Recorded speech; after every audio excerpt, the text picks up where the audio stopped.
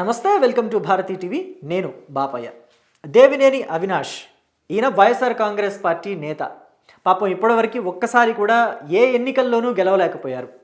చెప్పుకోవాలంటే ఈయన గురించి 2014లో కాంగ్రెస్ పార్టీ తరఫు నుంచి పోటీ చేశారు విజయవాడ ఎంపీగా. ఆ ఎన్నికల్లో ఆయన ఓడిపోయారు. ఆ తర్వాత వాళ్ళు వచ్చేసి తెలుగుదేశం పార్టీలో జాయిన్ అయ్యారు. అంటే ఈయన తండ్రి ఇద్దరు కూడా, దేవినేని నెహ్రూ ఈయన తండ్రి పేరు, అలియాజ్ రాజశేఖర్ అని కూడా అంటారు. సో దేవినేని నెహ్రూ, దేవినేని అవినాష్ ఇద్దరు వెళ్ళి చంద్రబాబు నాయుడు సమక్షంలో తెలుగుదేశం పార్టీ కండువా కప్పుకొని తెలుగుదేశం పార్టీలో జాయిన్ అయ్యారు. 2019లో ఆయన తెలుగుదేశం పార్టీ నుంచి పోటీ చేసి ఓడిపోయారు. ఆ తర్వాత చూస్తే 2024లో కూడా వైఎస్ఆర్ కాంగ్రెస్ పార్టీ నుంచి పోటీ చేసి ఓడిపోయారు. ఇప్పుడు చూస్తే 2029 ఎన్నిక కూడా ఈయన ఓడిపోవటం ఖాయం అని చెప్పేసి పొలిటికల్ విశ్లేషకులే కాకుండా విజయవాడ నగర ప్రజలు కూడా జోస్యం చెప్పేస్తున్నారట. ఎందుకు అలా చెప్తున్నారు అని అంటే కనుక ఈయన 2029 ఎన్నికల్లో కూడా వైఎస్ఆర్ కాంగ్రెస్ పార్టీ తరఫు నుంచి విజయవాడ తూర్పు నియోజకవర్గంలోనే పోటీ చేస్తారు. అక్కడ పోటీ చేయబోయేది గద్దె రామ్మోహన్ తనయుడు గద్దె క్రాంతి కుమార్. సో క్రాంతి కుమార్కి చాలా మంచి పేరుంది.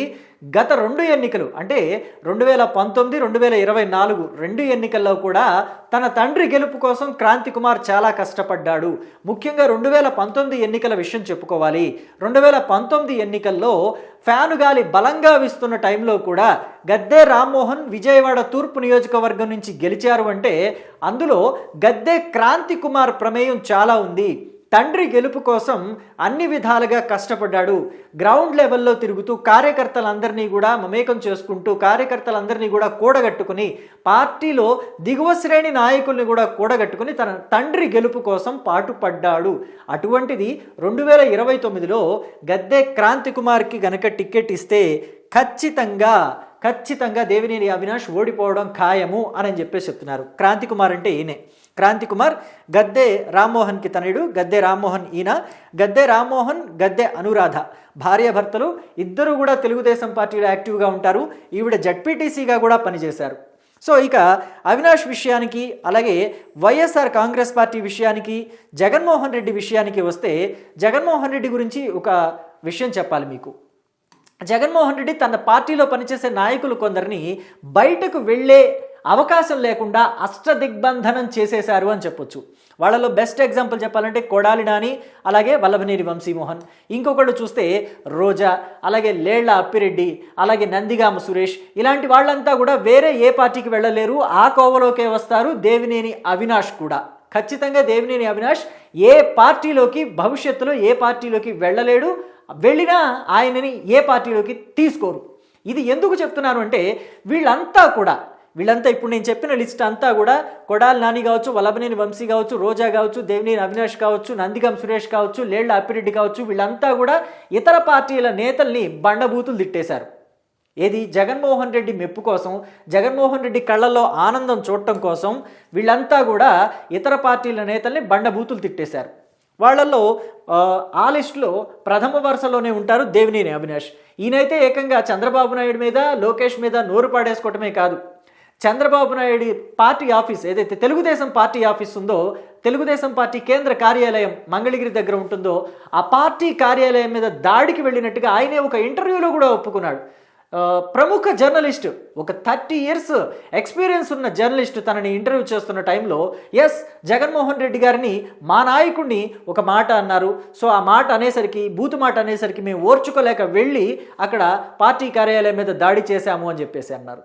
నిజంగా తెలుగుదేశం పార్టీ కార్యాలయం అంటే ఈయన వైఎస్ఆర్ కాంగ్రెస్ పార్టీలో ఉన్నారు. దేవినేని అవినాష్ వైఎస్ఆర్ కాంగ్రెస్ పార్టీ తరఫున సిన్సియర్గా పనిచేస్తున్నారు.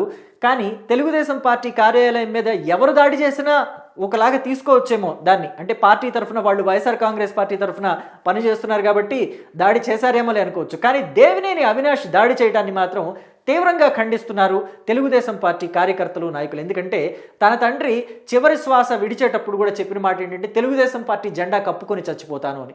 ఆయన 2014 తర్వాత తెలుగుదేశం పార్టీలో తన తనయుడు దేవినేని అవినాష్తో కలిసి వెళ్ళి పార్టీలో జాయిన్ అయిన తర్వాత ఆయన కొన్నాళ్లకే అనారోగ్యంతో మరణించారు. ఆయన చెప్పినట్టుగా తెలుగుదేశం పార్టీ జెండా కప్పుకునే మరణించారు. అప్పటి నుంచి కూడా దేవినేని అవినాష్ని నారా చంద్రబాబు నాయుడు దగ్గరికి తీసుకుని ఆయన్ని రాజకీయంగా ఎదగటం కోసం ప్రోత్సాహం అందిస్తూనే ఉన్నారు. కానీ దేవినేని అవినాష్ మాత్రం పక్కచూపులు చూస్తూనే ఉన్నారు. ఆ విషయం 2019 తర్వాత కానీ నారా చంద్రబాబు నాయుడుకి అర్థం కాలేదు. ఎందుకంటే 2019 ఎన్నికల్లో నారా చంద్రబాబు నాయుడు గుడివాడ నియోజకవర్గంలో దేవినేని అవినాష్ని కొడాలి నాని మీద దించారు. కొడాలి నాని మీద మేము పోటీ చేస్తామంటే మేము పోటీ చేస్తామని రావి వెంకట్రావు అలాగే పిన్నమనేని ఫ్యామిలీ పోటీ పడుతుంటే వాళ్ళిద్దరినీ కాదని చెప్పేసి దేవినేని అవినాష్కి ఆ అవకాశం ఇచ్చారు. అయితే అవినాష్ ఓడిపోయాడు. ఓడిపోయిన తర్వాత దేవినేని అవినాష్ అదే కొడాలి నాని చేయబట్టుకుని వెళ్ళి వైఎస్ఆర్ కాంగ్రెస్ పార్టీలో జాయిన్ అయ్యి తెలుగుదేశం పార్టీ మీద బూతులు తిట్టడం మొదలుపెట్టాడు. ఎంత దౌర్భాగ్యం అంటే ఆదరించిన పార్టీనే ఇలాగా తూట్లు పడవటం అనేది అవినాష్ చేసిన పని. ఈ అవినాష్ ఏదైతే తెలుగుదేశం పార్టీ పట్ల అనుచితంగా ప్రవర్తించారో అది ఆయన క్యారెక్టర్ని రిసెంబుల్ చేస్తూ ఉంది. విజయవాడ ప్రజలు ఎవ్వరూ కూడా దాన్ని మర్చిపోలేకపోతున్నారు. 2019 నుంచి 2024 టైంలో ఆయన వైఎస్ఆర్ కాంగ్రెస్ పార్టీలో చేరిన దగ్గర నుంచి కూడా ఆయన ప్రవర్తనలో పూర్తిగా మార్పు వచ్చేసింది. పూర్తిగా మారిపోయారు. అంటే వైఎస్ఆర్ కాంగ్రెస్ పార్టీ డిఎన్ఏ ఎలా ఉంటుందో అదంతా కూడా ఆయనలోకి వెళ్ళిపోయింది. మొత్తం అంతా కూడా దాడులు, దౌర్జన్యాలు, తిట్లు, లేకపోతే బూతులు ఇలాంటివే దేవినేని అవినాష్ నోట్లో నుంచి ఎక్కువగా వచ్చాయి. ముఖ్యంగా తెలుగుదేశం పార్టీ అధినేత నారా చంద్రబాబు నాయుడు, లోకేష్ మీద. సో కాబట్టి ఆయన మళ్ళీ తిరిగి తెలుగుదేశం పార్టీలోకి వస్తానన్నా తీసుకునే అవకాశము, ప్రసక్తి రెండూ లేవు. అయితే దేవినేని అవినాష్ 2024 ఎన్నికలకు వచ్చేసరికి విజయవాడ తూర్పు నుంచి పోటీ చేశారు. విజయవాడ తూర్పు నుంచి ఎవరి మీద పోటీ చేశారు? గద్దె రామ్మోహన్ మీద దించారు వైఎస్ జగన్మోహన్ రెడ్డి. అయితే సీనియర్ పొలిటీషియన్ గద్దె రామ్మోహన్ లాంటి నాయకుడి మీద గెలవటం అంటే అది ఆషామాషి విషయం కాదు. పైగా నిబద్ధత కలిగిన నాయకుడు గద్దె రామ్మోహన్, ప్రజల్లో ఉండే మనిషి, ప్రజల కోసం పనిచేసే మనిషి, రాజకీయాలు తెలిసిన మనిషి. ఎప్పుడో 1994లో రాజకీయాల్లోకి వచ్చిన నాయకుడు ఆయన. సో కాబట్టి అతని మీద గెలవటం అంటే అది అసాధ్యం. కాబట్టి దేవినేని అవినాష్ 2024 ఎన్నికల్లో ఘోరంగా ఓడిపోయారు. అంటే చూస్తే కాంగ్రెస్లో ఒకసారి పోటీ చేసి ఓడిపోయారు, టీడీపీలో ఒకసారి పోటీ చేసి ఓడిపోయారు, ఆ తర్వాత వైసీపీలో ఒకసారి పోటీ చేసి ఓడిపోయారు, ఇంకోసారి పోటీ చేస్తే వైసీపీలో అది 4వ సారి అవుతుంది, అది ఖచ్చితంగా ఓటమే అవుతుంది అని చెప్పేసి ఇప్పుడు విజయవాడ నగర ప్రజలు అలాగే విజయవాడ తూర్పు నియోజకవర్గ ప్రజలు కూడా మాట్లాడుకుంటున్న సందర్భం మనం చూస్తున్నాం. ఇక గద్దె రామ్మోహన్ విషయం కనుక మనం చూస్తే ఆయన 1994లో ఇండిపెండెంట్గా పోటీ చేశారు గన్నవరం నియోజకవర్గం నుంచి. గన్నవరం నియోజకవర్గం అంటే వల్లభనేని వంశీమోహన్ పోటీ చేసి మొన్న ఓడిపోయాడు కదా, అదనమాట. ఆ తర్వాత 1999లో ఆయన విజయవాడ ఎంపీగా పోటీ చేశారు తెలుగుదేశం పార్టీ తరఫు నుంచి. అంటే 1994లో ఆయన ఇండిపెండెంట్గా గెలిచిన తర్వాత తెలుగుదేశం పార్టీలో జాయిన్ అయ్యారు. 1999లో విజయవాడ ఎంపీగా పోటీ చేసి గెలిచారు. ఆ తర్వాత 2004లో మాత్రం విజయవాడ తూర్పు నియోజకవర్గం నుంచి పోటీ చేసి వంగవీటి రాధా చేతిలో ఆయన ఓటమి పాలయ్యారు. ఇక 2009 ఎన్నికల్లో మాత్రం ఆయన కంటెస్ట్ చేయలేదు, విరామం కింద కన్సిడర్ చేయొచ్చు దాన్ని. అయితే 2014లో మళ్ళీ రియాక్టివ్ అయ్యారు. ఆయన విజయవాడ తూర్పు నియోజకవర్గం నుంచి పోటీ చేసి గెలిచారు. అలాగే 2019లో కూడా అదే నియోజకవర్గం నుంచి పోటీ చేసి ఫ్యాను గాలిలో కూడా ఆయన గెలిచారు. ఇక 2024లో అంటారా, ఆయన గెలుపు నల్లేరు మీద నడికే అయింది.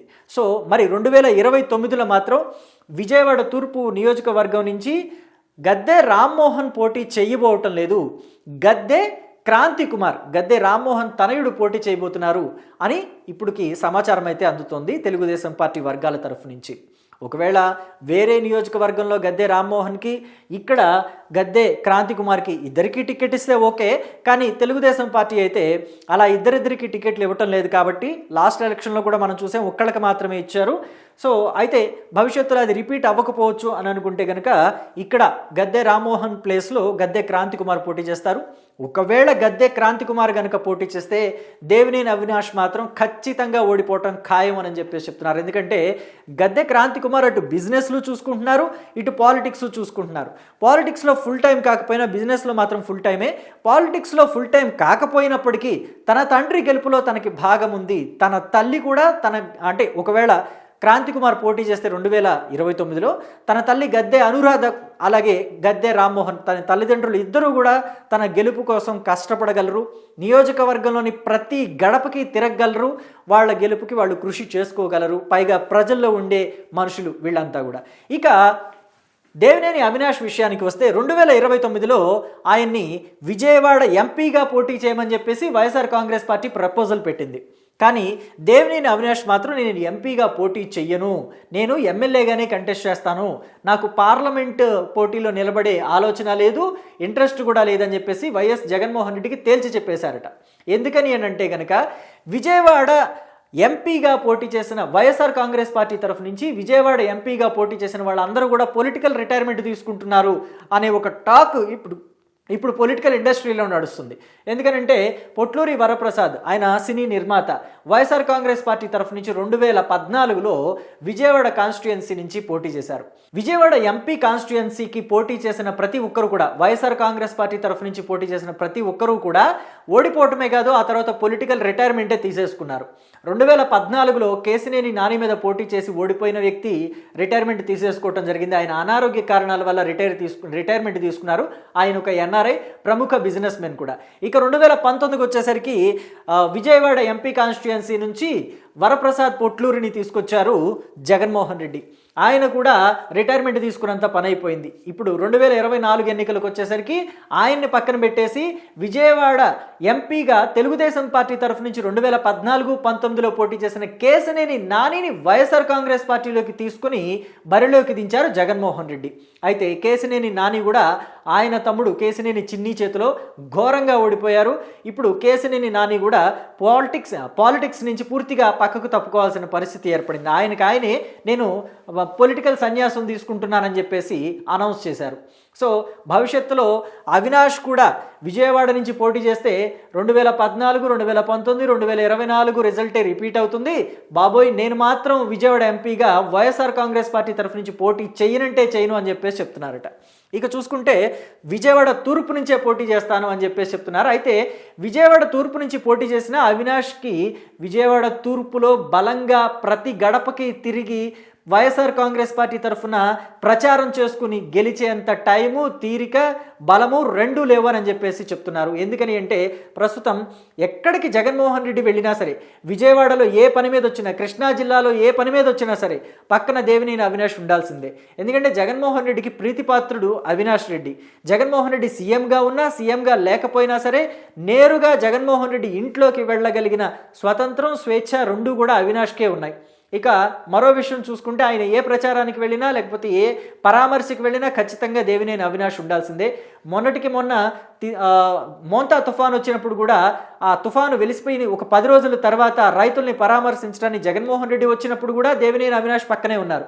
నిన్నటికి నిన్న విజయవాడలో ఇళ్లు కూల్చేసిన ఘటన ఏదైతే ఉందో ఒక వార్డులో ఆ బాధితుల్ని పరామర్శించడానికి జగన్మోహన్ రెడ్డి వచ్చినప్పుడు కూడా దేవినేని అవినాష్ పక్కనే ఉన్నారు. సో ఆ ఫొటోస్ కూడా ఉన్నాయి, నేను మీకు చూపించగలుగుతాను. ఇదిగోండి దేవినేని అవినాష్ పక్కనే ఉంటారు, ఇక్కడే ఉన్నారు దేవినేని అవినాష్, చూడొచ్చు మీరు. ఇది ఇళ్ళు కూల్చేసినప్పుడు వాళ్ళని పరామర్శించడానికి జగన్మోహన్ రెడ్డి వచ్చారు కదా, సో వాటిల్లో కూడా దేవినేని అవినాష్ పక్కనే ఉన్నారు. ఇదిగోండి వెనకాలే ఉంటారు. జగన్మోహన్ రెడ్డిని అంటి పెట్టుకుని ఉండాల్సిందే. సో ఇలాంటి పరామర్శల టూర్లు లేకపోతే ఓదార్పు యాత్రలు జగన్మోహన్ రెడ్డి కృష్ణా జిల్లాలో ఎక్కడ చేసినా అవినాష్ ఉండాలి. అలాగే కృష్ణా జిల్లా వైఎస్ఆర్ కాంగ్రెస్ పార్టీ ఇన్ఛార్జిగా జిల్లాలో వ్యవహారాలు చూసుకోవాలి, అలాగే తన నియోజకవర్గం వ్యవహారాలు చూసుకోవాలి, తన బిజినెస్లు చూసుకోవాలి. ఇన్ని చూసుకుంటూ నియోజకవర్గంలో గెలుపుకి ప్రయత్నం చేయాలి, కృషి చేయాలి. అంటే దేవినేని అవినాష్కి టైం సరిపోని పరిస్థితులు ఏర్పడ్డాయి. కానీ క్రాంతి కుమార్కి అలా కాదు. గద్దే ఫ్యామిలీ అంతా కూడా క్రాంతి కుమార్కి తోడుగా ఉంటుంది. పైగా క్రాంతి కుమార్కి బిజినెస్లు ఉన్నప్పటికీ రెండింటినీ చాలా చక్కగా బ్యాలెన్స్ చేసుకునే తెలివితేటలు కూడా ఆయనకున్నాయి. అలా బ్యాలెన్స్ చేసుకున్నారు కాబట్టి గతంలో 2019, 24 రెండు ఎన్నికల్లో కూడా తన తండ్రి గెలుపుకి కృషి చేశారు. సో వీటన్నిటినీ బట్టి చూస్తే గనక దేవినేని అవినాష్ స్వయం కృతాపరార్థాలు కొన్ని ఉన్నాయి. తెలుగుదేశం పార్టీని కాదని కాళ్ళదన్ని అంటే తెలుగుదేశం పార్టీ ఇచ్చిన అవకాశాలని కాళ్ళదన్ని బయటకు వెళ్ళిపోవటం ఒక పెద్ద తప్పు అయితే, ఆ తప్పుకు మించిన తప్పు ఏంటంటే తెలుగుదేశం పార్టీ కార్యాలయం మీద దాడి చేయటం, ఇప్పుడు వైఎస్ జగన్మోహన్ రెడ్డికి వంత పడుతూ అటే తిరుగుతూ ఉండటం. మొత్తానికి అసలు పాలిటిక్స్ వదిలేసి బిజినెస్లు చూసుకున్న అవినాష్ చాలా వృద్ధిలోకి వస్తాడని చెప్పేసి కొంతమంది చెప్తున్నారు. కొంతమంది అయితే ఇక బయటికి వెళ్ళిపోవటం తప్ప అవినాష్కి వేరే దిక్కు లేదు, వైఎస్ఆర్ కాంగ్రెస్ పార్టీలో ఉన్నంతకాలం ఎదుగుదల ఉండదు అని చెప్పేసి కూడా బల్లగుద్ది చెప్తున్నారు. ఏది ఏమైనా కానీ 2024 ఎన్నికల్లో అవినాష్ మరి జగన్మోహన్ రెడ్డి ఆదేశాల మేరకు ఎంపీగా కంటెస్ట్ చేస్తారా మనసు మార్చుకొని? ఎందుకంటే ఆల్రెడీ చెప్పాను, ఎంపీగా పోటీ చేయమనంటే ససేమిరా వద్దు అని చెప్పేసి అడ్డం తిరిగారు అని. మరి ఏమన్నా మనసు మార్చుకొని పోటీ చేస్తారా, లేకపోతే విజయవాడ తూర్పు నియోజకవర్గం నుంచే పోటీ చేస్తారా? పోటీ చేస్తే గెలుస్తారా, ఓడిపోతారా? ఇవన్నీ క్వశ్చన్ మార్కులు. మీరేమనుకుంటున్నారో మీ అభిప్రాయాన్ని కమెంట్ బాక్స్లో తెలియచేయండి. Thank you.